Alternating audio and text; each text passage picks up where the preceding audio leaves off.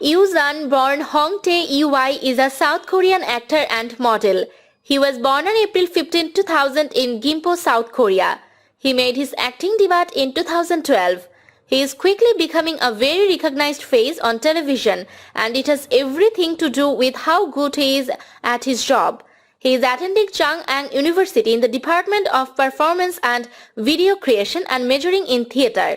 He has appeared in a number of films and television dramas, including That Winter, The Wind Blows, Cunning Single Lady, Second to Last Love, and Color Rush. He debuted in 2012 in the TV and drama Yellow Boots, and the same year when he appeared on the Tuniverse show Kid Survival Superhero, he caught the attention of the viewers with his handsome look. He is a versatile actor and has played a range of different kinds of roles.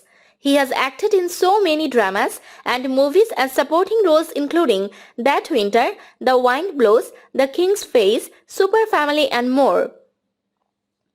Yoo-sun also got a lot of lead roles in the web dramas of Tuniverse including Oh La La School 2, Pluto Squad, Thunderstore 2 and more. He has attained quite much in his still early career and seems to be hungry for more and more.